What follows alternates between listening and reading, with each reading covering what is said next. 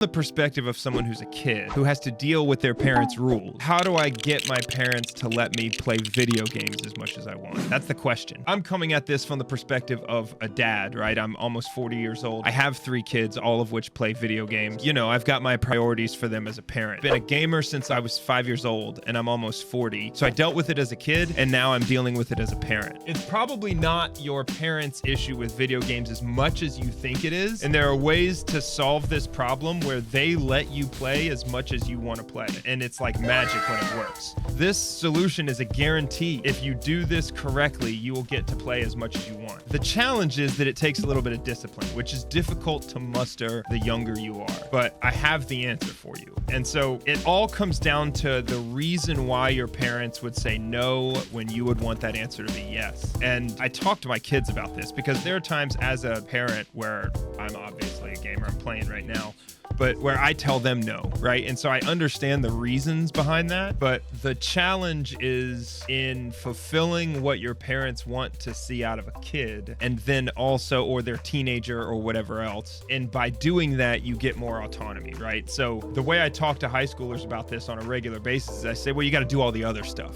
And so to answer the 7 or 8 DMs with varying approaches to this question that I got, you got to understand what your parents want to see out of you, fulfill all of those things, and then communicate the reasons why you want to be playing video games. Woo!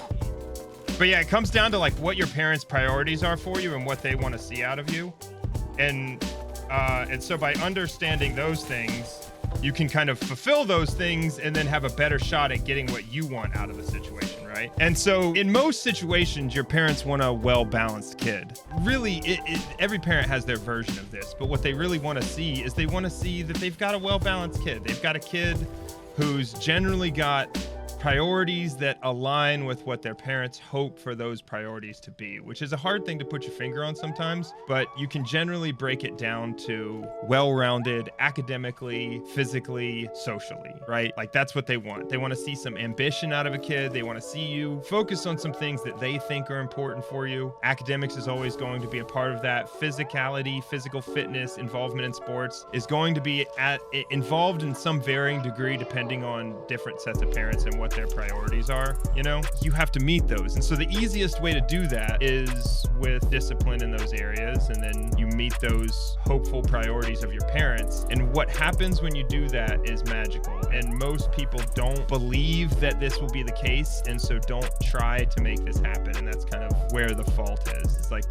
when you're young, it's tough to have faith that this will work when you don't see it happening all around you. Because it's also impossible to see when this works for someone. It's impossible to see what went into it, right? And so the approach to get to play as many video games as you want, get to do what you want with your own time, because that's my kid's complaint. My kid's complaint is, I don't get to decide how I use my time. And I say, well, you can once you've met all the other priorities, you know? And so the challenge is get good grades and show your parents that you're active, involved in sports or athletics or some kind of physical endeavor at some degree, right? It doesn't have to be a team sport, doesn't have to be a martial art. It can be one of those, it could be something else. And then demonstrate appropriate social behavior as your parents kind of define it in some way, where like you have friends, at least a couple that they don't hate, right? You do stuff with those friends that they see as normal social behavior. And like once you start to meet those requirements, it's incredible what starts to happen. And be able to successfully communicate to your parents why you want to play those games. That's the second half of this, is communicating to them what those games are so you don't leave them to their impressions of what those games are. It's different from the parents' perspective that it is when you're playing video games, man. You kind of look like you're in a half vegetative state. And so depending on the game and depending on how intense it is or whatever else, it can look a little disheartening from a parent's perspective. So if you're able to communicate to your parents, hey, this is a social endeavor, it has team dynamics, you have to be successful as a teammate in order to be successful in the game, all of that stuff that they might not understand about the game. If you're able to communicate that stuff to them, they might have a better understanding of what that video game does for you and be able to support it a little more, especially if they understand those competitive dynamics, they understand those teamwork dynamics. And so once you're able to explain that and show that you've got some well-rounded nature to yourself that they would have some value with, right? Like once you're able to do that, then they'll understand further the value and they won't have as many complaints about what else you do with your time. And magically, you'll get not only more opportunities to play video games, but more opportunities to have more just decision making over your life, which is the goal in this at the end anyway. So yeah, to kind of break all of that down, and this is the way I explain this to my kids, is you have to understand what your parents' priorities are for you. And if you don't, ask. And if they can't articulate it, asking's the best thing for that situation because it will force them to think about their priorities for you and then articulate that stuff. And then meet some of those priorities. And when you are proactively looking to meet those priorities that your parents have for you, you have more decision in how you meet them, right? You don't want to play soccer, you don't like team sports, people at your school are assholes, whatever. You get opportunities, say, hey, I want to do track and field, or I want to pursue this martial art. And then you can determine more for yourself how you spend your time in the process of kind of fulfilling those requirements that your parents have for you. And the more you're able to do that and the more you're able to kind of integrate that stuff, the more you have control over your life, right?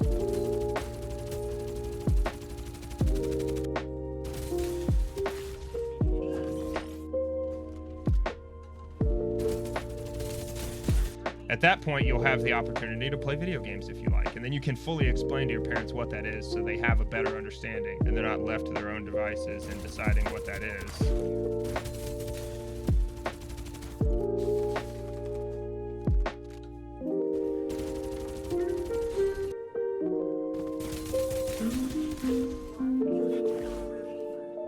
Woo!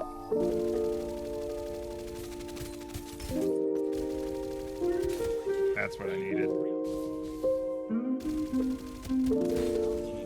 There it is. But yeah, man, that's what you want, is you want to talk through with your parents what their priorities are for you. And then you want to do the work and have the discipline to meet those priorities. Like if you've got bad grades, this isn't a possibility for you, you know? So you got to do that work, understand your parents' priorities for you, get involved with some fitness, get outside a little bit, have a normal social life. And then once you've put that work in, then you can have the conversations about why those video games are important to you. And maybe your parents will understand, maybe they won't, but you'll be able to demonstrate you have the discipline and the responsibility to decide what you want to do with your own time. It's the answer that's guaranteed to work for that stuff, but is not an easy answer because it takes discipline.